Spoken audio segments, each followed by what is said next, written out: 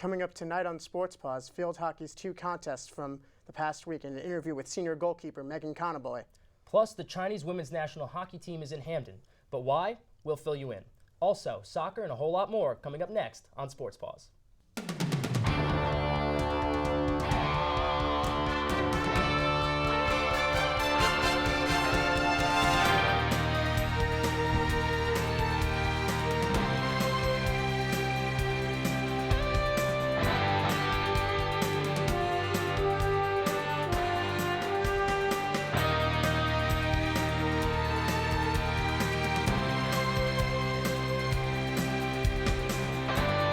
Good evening, everyone, and welcome to another episode of Sports Paws. I'm Mark Spillane. And I'm Cliff Nadel. Tonight we'll take a look at all the Quinnipiac sports action from the past week. And Cliff will start off with field hockey and check out Quinnipiac's contest versus Yale and UMass Lowell.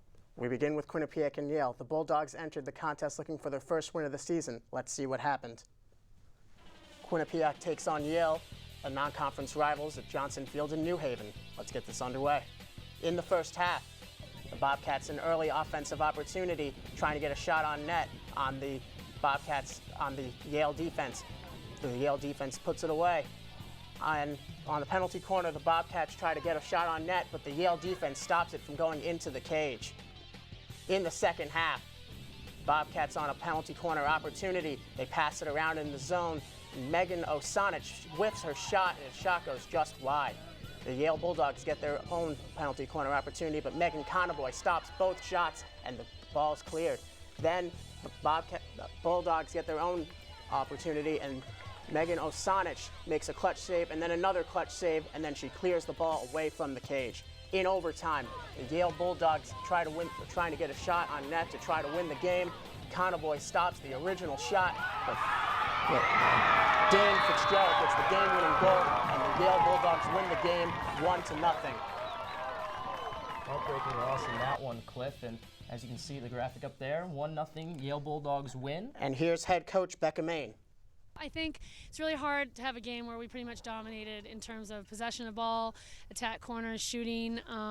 Really in the pace of the game, we controlled it. So when you lose a game in overtime, and I really do look back and see, a lot of numbers heading our way, it's hard. So I think the talent level is there, and they're making wonderful steps forward. But this is heartbreaking. This is not the way the game was heading, which I guess that's the fun thing about sports. Quinnipiac would look to respond from that tough loss, Cliff, and they would take on UMass Lowell at home. That was this afternoon, this game, actually, so we'll see how they did. In the first half, late in the first half, Fiona Fitzgerald's going to blast one past Megan Conaboy, assisted by Krista Dorian. We're going to keep an eye on Krista Dorian in this one. We'll jump right to the second half now. Bobcats with an opportunity. They would respond and tie the game up here. Federico, that's Michelle Federico, sends it in. Quinnipiac works it around. Eventually, Danielle Allen's going to pass one along, and Leah Dietrich buries it for the goal. Quinnipiac ties it up at 1. But I mentioned Dorian, the watcher. Well, here she is. She works her way past a couple of Quinnipiac defenders. Nothing they can do.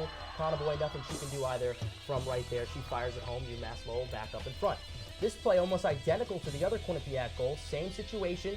Sent in by Federico. Quinnipiac works it around, except this time Federico is the one who tips it in off the stick of Allen, and we're tied back up at 2 again. Minutes remaining now.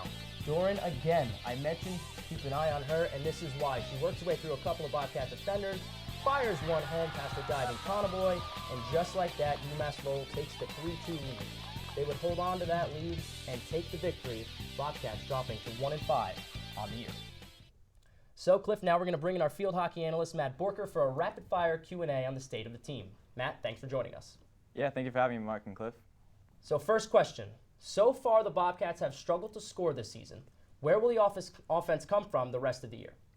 Well, I think it really has to come from Danielle Allen as well as Megan McCullough. Both are starting forwards and have 2 goals on the season, and you want to see them continue forward and getting more goals. Also, Leah Dietrich has 28 shots on the season, but has only been able to capitalize in today's game. So just like Penn State forward Taylor Harold when we played them, she had 24 shots going into that game and was able to capitalize twice. In terms of freshmen, you want to see Michelle Federico as well as Dana Barlow become more active in the scoring column. On penalty corners, you see Michelle Federico right next to the net, and she should be able to set up in order for some more goal opportunities. Okay, Matt, next question. In your opinion, will the team be ready for conference play? I think they're really lucky this year. The conference isn't really that difficult as of right now. I think they're going to very much struggle against Sacred Heart, who's currently 5-2 on the season. However, most teams they should be equally matched with. All right, Matt, last question here. We're going to switch back to the goalkeeper, Megan Conaboy. We've been talking about her a lot this year. Do you think she'll be able to keep up her strong play without much help around her on the squad? I think she definitely will be able to. She's already a 2-time Defensive Player of the Week in the MAC Conference and has 5 total compared with last season as well. And she's just been playing phenomenal, very similar to last season where she had one of the best seasons for a goalkeeper in Quinnipiac history. So I think she'll very much be able to continue. However, she really has to start getting her offense really back into the game to help getting them to win games. All right, Matt, thank you. And you mentioned the big year that Megan Conaboy had last year, and she did that in leading Quinnipiac to a MAC conference title in their first year in the conference. She also earned MAC co-goalkeeper of the year in the process. But her emergence as a leader is extra important this season with a less experienced squad around her. Let's see what she has to say about that after she sat down with Dylan Fearon. You've won the MAC Defensive Player of the Week 2 straight weeks, 5 times in your career. Talk about how you have emerged as one of the best goalies in the MAC. To be honest, my defense helps me out the most. We really work on in practice to be able to force low percentage shots and, get the ball on the sideline away from the top of the circle. And my defense is really able to help me, make me look good because they are able to force those low shots, and it makes it easy for me. Let's go back to the Penn State game. You had 22 saves. No one else in the country has more than 16, and you're 12th in the country in save percentage with 81%. Talk about those stats a little bit. The saves, that's not something like that really means a lot to me because, what I want to do is I want to come out and win games, and, if I need to make all those saves, that's, something I'm going to have to do because that's my job. So anything I can do to help the team is what I'm going to do. Well, you have a really young team this year. Most of them are freshmen or sophomores. Talk about a little bit, is there pressure on you this year? Are you feeling it? As a senior now, yes, a little bit, just because I'm one of the leaders on the team. We do have a young team, but it's something I embrace. And Megan Conaboy and Danielle Allen, they're great. They're great captains and the three of us, I think everybody's accepting their role really well and doing a good job and just doing what they need to do. With a young team, can you guys repeat as MAC champions? I think if it all comes together at the right time, yes. We're working really hard in practice. We're working really hard to figure out the perfect strategy that everybody will fit into. We're working hard on, we look back at Holy Cross and yes, we won, but we're looking back at the things we could have done better. And that's a good game to look at when we go into MAC play. So if we're able to peak at the right time, I have no doubt that the freshmen will step up and we'll be able to do well. Well, what are you going to have to do to put yourself over the edge because you don't have that experience that you had in 8 seniors last year? I think the youth really helps us. It's something that is an asset if you use it well. That energy that they bring, the creativity, because they all come from high school and they have different backgrounds. So we're able to bring that. They're not yet totally set in our system, so they're able to bring different ideas and different experiences and different skill sets that we can adapt to, and that's what we're working on, is adapting to make everybody fit in the system and find something that works for us. What's your final goal at the end of the season and at the end of your career after next year? After last year, I think all the returners, we want to repeat as MAC champions, and we want to go into the NCAA playing game and not, and be there and not just be happy to be there and really want to win. Former Quinnipiac men's basketball players Ike Azatam and Umar Shannon have signed on to play overseas. Azatam will play for Marin Pexigalejo in the Spanish Leb Silver League, while Shannon will head to play for KB Besapeja in the Republic of Kosovo. Azatam led the Bobcats in scoring during both his junior and senior seasons after leading the squad in rebounds as a sophomore. He received back-to-back All-Northeast Conference second-team selections for his sophomore and junior campaigns, before landing a spot on the All-MAC first team as a senior. Shannon played just one season in Hamden as a graduate student last year. He averaged 13 points per game for his career between Quinnipiac and St. Francis University. Coming up on Sports Paws, why did the Chinese women's national hockey team come to Quinnipiac? Q30 Sports has more on the story. Also, women's soccer has not scored a goal in more than 639 minutes. Did they break that streak against Vermont? Find out that and more.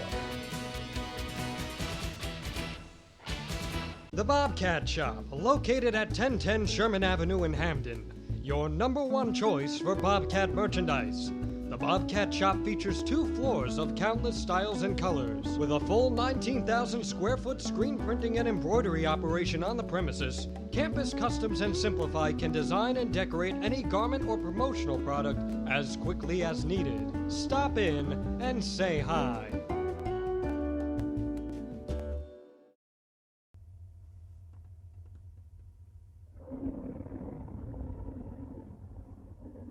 I could really go for a Ray and Mike sub right now.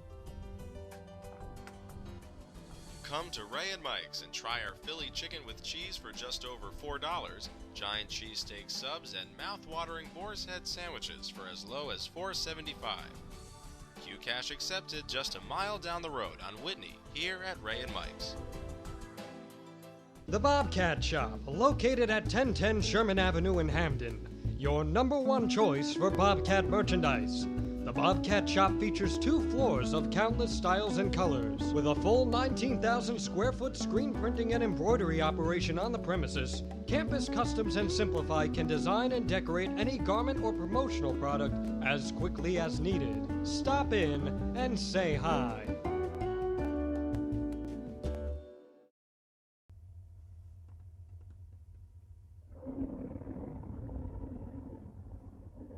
I could really go for a Ray and Mike sub right now. Come to Ray and Mike's and try our Philly chicken with cheese for just over $4, giant cheesesteak subs, and mouth-watering boar's head sandwiches for as low as $4.75. Q-Cash accepted just a mile down the road on Whitney, here at Ray and Mike's. On September 20th, the Chinese national women's hockey team will play the women's ice hockey team in an exhibition match. But why are they in America in the first place? Q30 Sports has more on the story. The Chinese national women's ice hockey team has been training at Quinnipiac University's High Point Solutions Arena for the past 2 weeks. The team will square off with the Quinnipiac women's ice hockey team Saturday at High Point Solutions Arena. The Chinese national team's only reason for coming to North America, however, is not just for one exhibition game against Quinnipiac. One of the reasons why we come here is to be qualified for the 2022 Olympic Games.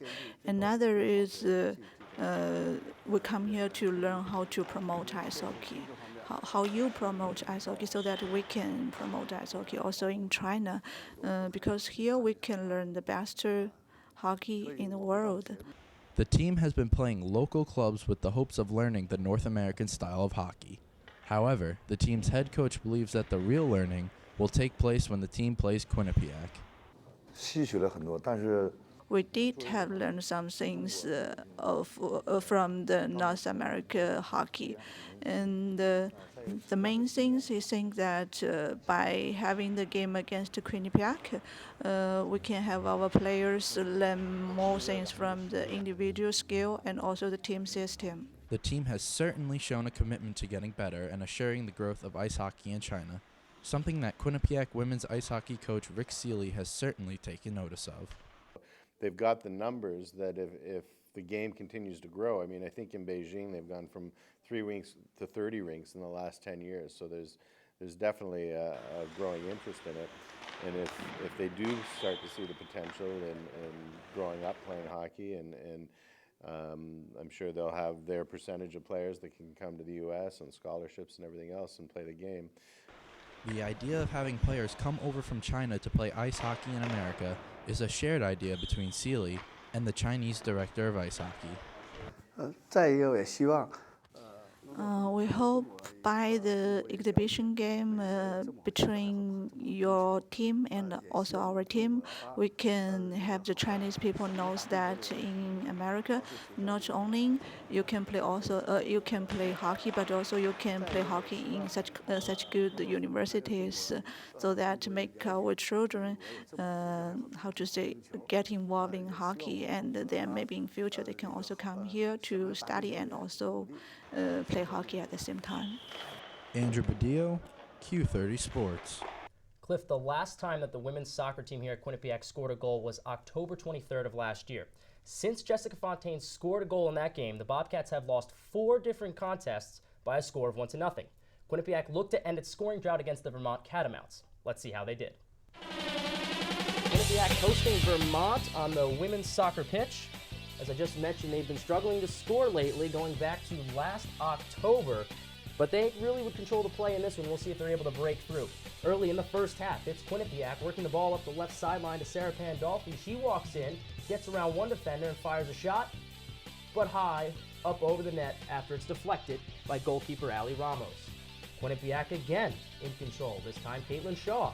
She brings the ball up. She fires that one high. Still no score. A few minutes later, Bobcats again in control. Amanda Baroka down the far right sideline. She brings the ball up. She shoots one high. Quinnipiac struggling to keep the ball down below the crossbar. Early in the second half now. We're one behind here. Kelly Caruso sends the ball into the box, and that gets knocked back to her, and she's going to shoot one that goes wide. Now we'll go to the second half for Pandolfi. She's going to take the ball down the right sideline, and she's going to have some space here.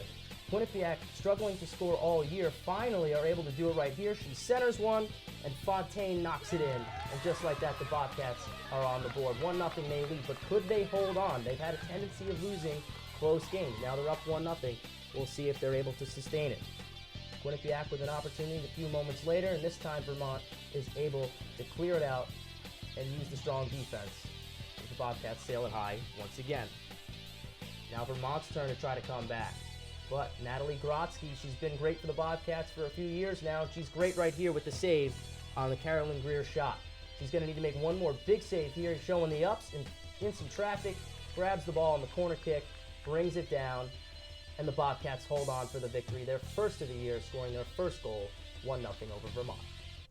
Quinnipiac's men's soccer hit the pitch once over the past week and settled for a 0-0 tie with the Army Black Knights in West Point, New York. Each team fired 3 shots on goal, with James Greco leading the Bobcats with 2 of his own. The draw marks the second consecutive year that the Bobcats and Black Knights have failed to find the back of the net versus one another. The final brings QU's record to 1-3-1 on the season, as Army now sits at 2-1-1. The Bobcats will get back in action on Wednesday when they travel to take on Holy Cross. Quinnipiac's move to the MAC a year ago was supposed to give the school's athletic program more television exposure. After the break, Jon Alba will give us an update on those latest developments, and we'll also take a look at how the tennis and volleyball teams fared in recent action. Stay with us. The Bobcat Shop, located at 1010 Sherman Avenue in Hamden. Your #1 choice for Bobcat merchandise. The Bobcat Shop features 2 floors of countless styles and colors. With a full 19,000 square foot screen printing and embroidery operation on the premises, Campus Customs and Simplify can design and decorate any garment or promotional product as quickly as needed. Stop in and say hi.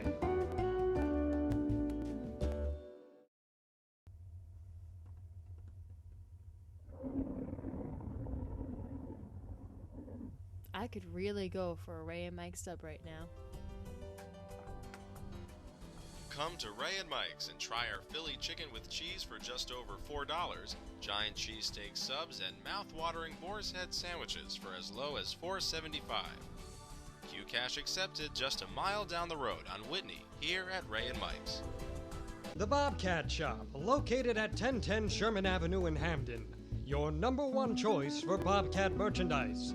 The Bobcat Shop features 2 floors of countless styles and colors. With a full 19,000 square foot screen printing and embroidery operation on the premises, Campus Customs and Simplify can design and decorate any garment or promotional product as quickly as needed. Stop in and say hi.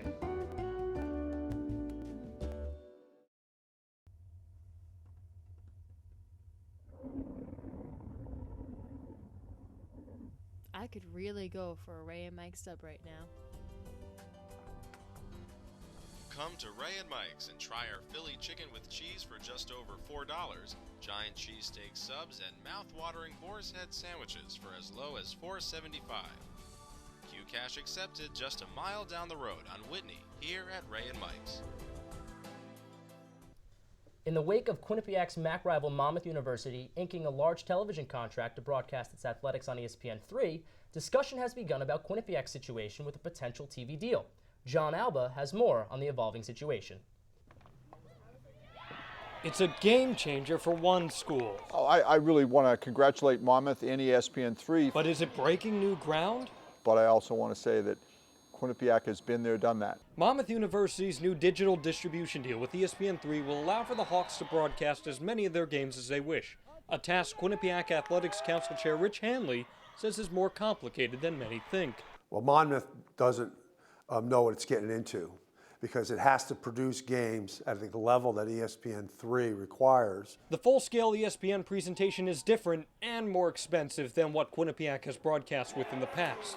The school has tried using its own scoreboard graphics and streaming team to get the job done, but MAC Commissioner Rich Enzer says there were some issues. And while it worked at some level, it didn't work at the level that ESPN3 would sign off on using it going forward. The conference has a deal with ESPN that runs through 2016-2017, one Enzer says is likely to be extended.